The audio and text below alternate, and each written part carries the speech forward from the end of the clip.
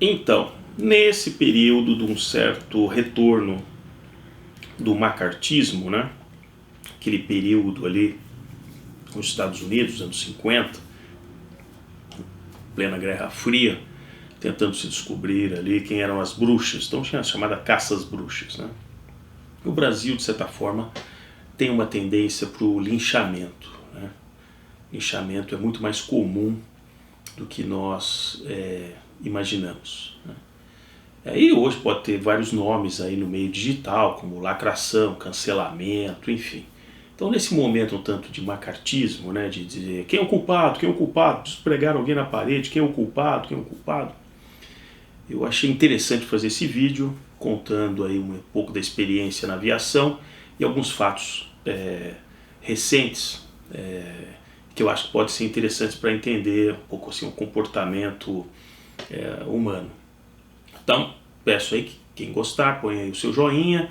Quem está chegando aí no canal Modernidade e Ciência, se inscreva e já acione o sininho para receber os próximos vídeos. Bom, eu vou começar com um fato recente, que foi noticiado aí, que agora com a chegada da fase da vacinação também contra o tradicional vírus da gripe, né, da influenza, em alguns locais onde está havendo a vacinação, há a possibilidade de que dois públicos sejam atendidos, aqueles que estão sendo vacinados contra o Covid e aqueles que estão sendo vacinados contra a tradicional influenza. E foi noticiado que, pelo menos em dois locais distintos, houve uma troca dessas vacinas e se vacinou com o Covid quem deveria ter sido vacinado com influenza. Então, por mais assim, absurdo que uma pessoa ao ouvir isso diga, mas como é possível? Como é possível um erro tão crasso desse? Como diz o Sartre, né?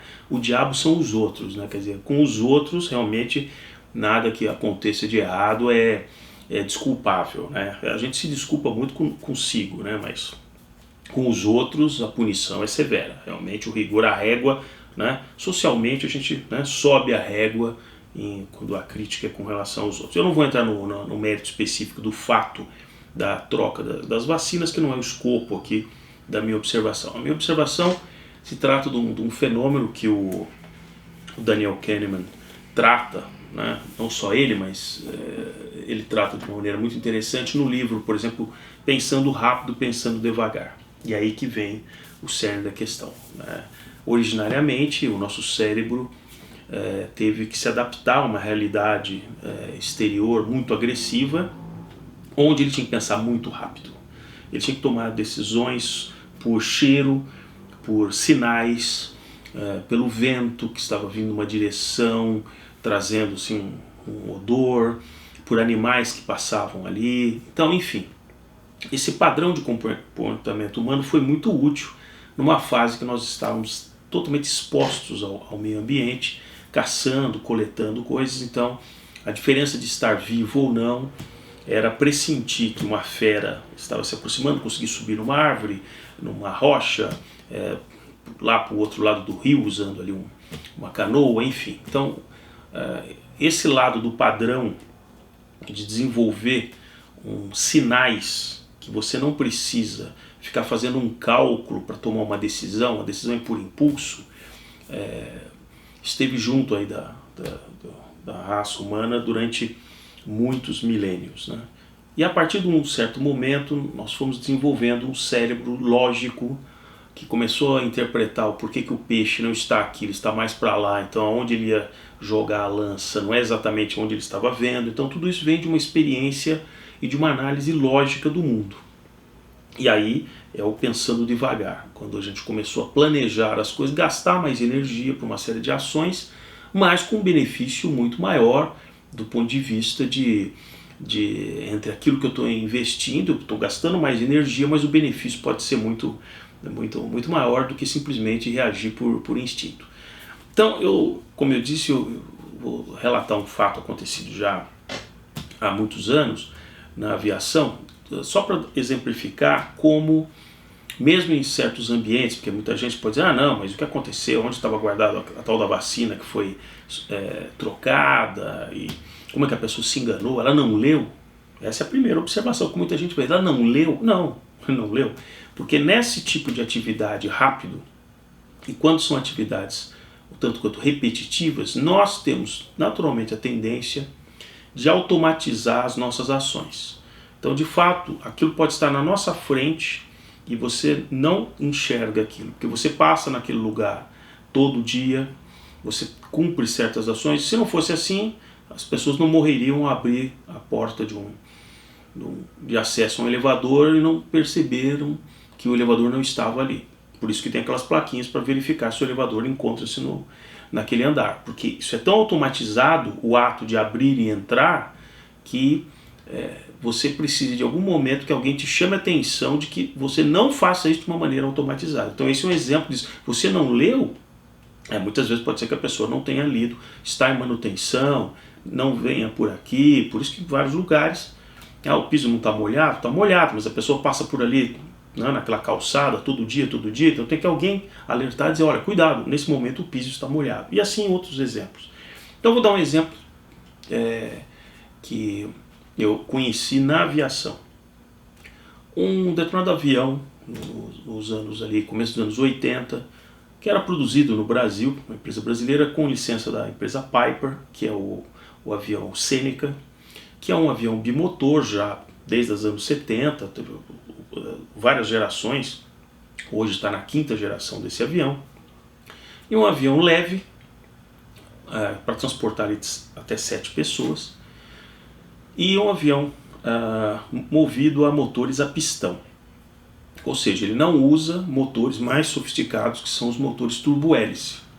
Existe toda uma categoria de aviões mais caros, mais pesados, que usam, porque levam mais pessoas, propulsores que são com hélice, porém movidos a turbinas, pequenas turbinas, né? Não, no caso do Seneca, ele é movido a motor a pistão, motor ali na faixa de seus 220 HP em cada asa. O importante é que, sendo um motor a pistão, ele é movido a uma gasolina especial, que é a gasolina chamada gasolina de aviação, que tem uma alta octanagem e que no Brasil é comumente conhecida como Avigás, né? A gasolina de aviação. Por outro lado, esses aviões ou jatos que usam turbinas, eles não utilizam gasolina, eles utilizam querosene. E é um querosene também especial, querosene especial para aviação.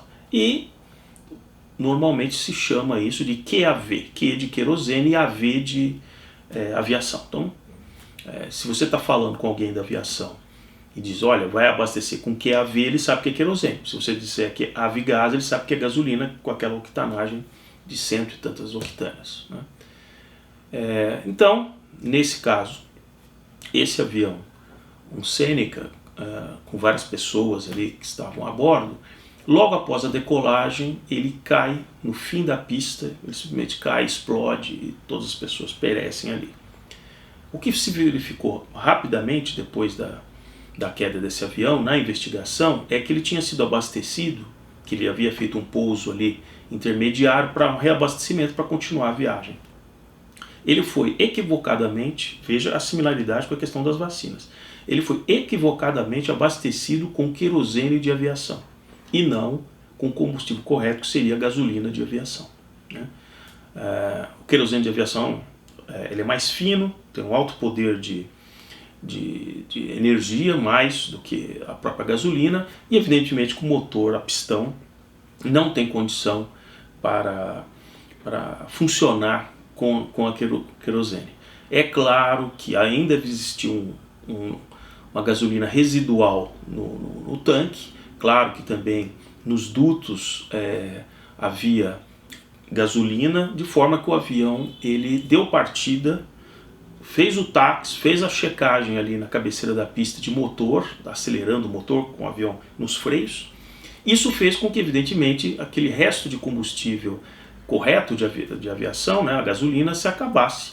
E, infelizmente, só entrou nos carburadores, na injeção do avião, o querosene quando ele já estava levantando o voo no fim da pista, o que causou uma pane imediata de ambos os motores, e ele acabou caindo.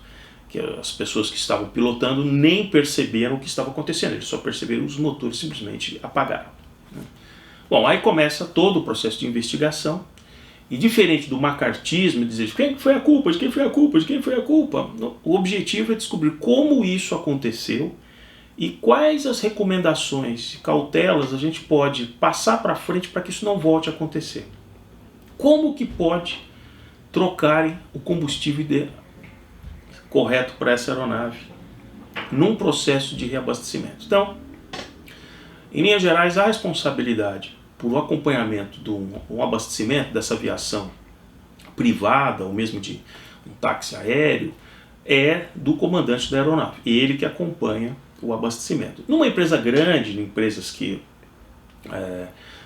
são de linha aérea, existe toda uma área específica, existem responsáveis que quando o avião está estacionado, está fazendo a carga ali de bagagem e tal, vai o caminhão de reabastecimento e o pessoal de operações daquela empresa aérea especifica ali quanto de combustível deve ser recolocado naquela aeronave em função da próxima rota que ele vai partir. Então, isso desonera o comandante de um avião de grande porte de ficar fazendo um acompanhamento na boca do tanque, por exemplo, de um avião. Mas isso não acontece na aviação miúda, né?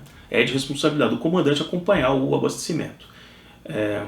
Esse avião, ao chegar nesse aeródromo, ele sabendo que vai precisar do reabastecimento, quando ele toca o solo, faz o táxi conforme a torre, e ali era um aeródromo controlado, então ele tinha uma torre de controle, a torre de controle passa o monitoramento daquele avião para o controle de solo, que é outra frequência, um outro grupo que está controlando os aviões que estão em táxi pela pista. Então isso foi feito. Se passou a fazer a comunicação de solo, e é o pessoal de solo que diz, olha, local para você ficar estacionado é tal lugar, assim, assim, assado, você vai pernoitar, não vai pernoitar, mas assim. E é nesse momento que a tripulação desse avião, desse Seneca, comunica ao controle solo, eu preciso de reabastecimento, eu vou continuar meu plano de voo, assim, assim, assado, e eu preciso do reabastecimento com... Aí que está, com Avigás. É dito isso, porque isso ficou gravado que ele pediu Avigás para o abastecimento. O controle de solo anotou aquilo e passou essa informação, ele também passou a informação para a central de abastecimento, que normalmente é um gigantesco posto de abastecimento com caminhões de vários tipos e que fica numa certa posição afastada da pista por questões óbvias, né, do lidar com o combustível. E ao ser chamado pelo rádio, ele desloca um caminhão, dependendo do tipo de combustível, até a aeronave, passa o prefixo da aeronave, está no pátio tal, a aeronave tal, solicita abastecimento. Diferente de um abastecimento num posto convencional, todos esses proprietários de aeronaves, eles têm lá o seu cartão especial para adquirir o combustível. Então ele vai anotar o número daquele cartão e vai faturar aquilo, cobrando posteriormente. Você não paga aquilo em dinheiro ali, pelo menos nesses aeroportos controlados, não é assim. De alguma maneira, quando a informação foi repassada para essa unidade de abastecimento, alguém, ao receber essa informação, que tinha que ser gasolina de aviação, ao comunicar um dos motoristas disponíveis ali, numa verbalização, disse que era querosene de aviação. Veja a sutileza do erro. Muito bem, aquele motorista do caminhão, e o caminhão tem estampado na lateral, ali no tanque, em letras grandes, QAV, para visualmente você saber que aquele caminhão está transportando querosene de aviação. Até por uma questão de acidente, alguma coisa assim, se você sabe que está lidando com um líquido altamente inflamável, com alto poder, né, de combustão e de explosão, porque solta vapores muito maiores do que no caso da gasolina. Também os caminhões de gasolina de aviação estampam na lateral, em letras grandes, Avigás, para saber a distância que ele é um caminhão de gasolina de aviação. O caminhão foi até o avião estacionado, estacionou ali do lado, começa a desenrolar aquela mangueira, né? Coloca um fio terra que sempre se coloca no avião para fazer um terra entre o avião, que é metálico, né? E o caminhão.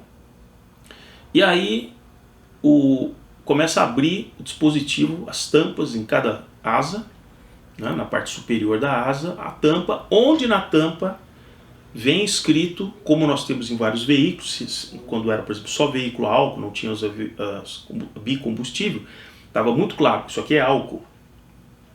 Até os bicos na época, em alguns momentos, foram diferenciados dos bicos de gasolina e de álcool, né? Também os aviões têm, esse tipo de avião, a indicação de qual é o combustível. E ali estava escrito com letras na tampa, Avigás. O piloto havia pedido gasolina de aviação. O caminhão que chega com as letras laterais estava escrito QAV. O piloto começa a conversar com o profissional ali que estava fazendo o abastecimento. Ele não percebeu, veja, por isso que eu digo a similaridade com essas questões de vacina, dizer, mas não leu? Não, não leu. Porque são atos repetitivos, ele provavelmente ansioso para levar aquelas pessoas que estavam sob a responsabilidade dele para decolar o mais rápido possível, para continuar o voo. Então ele não viu, apesar do caminhão estar parado do lado dele com as letras grandes. A pessoa que era o responsável pelo abastecimento do caminhão, né, o motorista do caminhão, ele abriu uma tampa que estava escrito Avigás. Ele leu? Ele também não leu. Ele estava com um caminhão que ele sabia que estava carregando querosene de aviação. Ele abriu uma tampa que estava escrito Avigás e ele não percebeu. Ambos ali ficaram conversando, porque isso apareceu na investigação de pessoas que acompanharam um pouco aquilo. Nenhum dos dois percebeu que estava colocando o combustível errado no avião. E assim foi feito. Foi terminado o abastecimento, o cara passou aquele cartão, ele saiu, né? Dali ele chamou as pessoas para reembarcar no avião, testou, como eu falei para vocês, a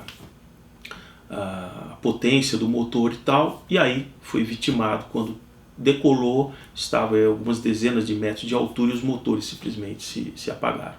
Então, se nós observarmos a sequência de fatos, ele pede o reabastecimento por gasolina, o controle solo passa para aquela unidade que ele quer gasolina. Aí internamente o problema de fato, naquela unidade interna foi verbalizado equivocadamente que aquilo era querosene. A pessoa se desloca com um caminhão escrito que aquilo está transportando querosene. Abre uma tampa que está escrito gasolina de aviação. Tinham duas pessoas no mínimo envolvidas acompanhando o abastecimento e nenhuma dos dois percebeu que estava fazendo a coisa errada. Então por isso que na aviação se desenvolveu protocolos que são protocolos de checklist, onde você não passa a confiar naquilo que a sua cabeça está tentando fazer de uma maneira rápida, que é o que o Kahneman coloca aqui. Nós realmente precisamos, quando nós somos impulsionados para tomar uma decisão, né, muito rápida, isso pode ser nos investimentos, pode ser ao dirigir, será que se fechou realmente corretamente todas as portas? Hoje, claro, tem os sensores que avisam se algumas portas estão abertas ou não. No passado, por exemplo, carros que tinham o capô que abria para frente, vários acidentes foram feitos que a pessoa parou para um abastecimento, foi completar óleo, água, alguma coisa, e não travou corretamente o capô, e aquilo com a velocidade, aquilo se abriu e a pessoa simplesmente perdeu todo o controle do carro. Não é à toa que muitos modelos potentes passaram a ter pequenos cabos que ficavam depois ajustados na frente do capô para não deixar ele abrir sem de fato ser comandado. Então fica aqui sempre a orientação de que quando for tomar uma decisão que envolve realmente risco, envolve pessoas, envolve coisas que se mexem, desde a energia elétrica, siga um procedimento de assim, quantos não foram as pessoas que acabaram sendo eletrocutadas porque estavam fazendo um serviço e pararam e aí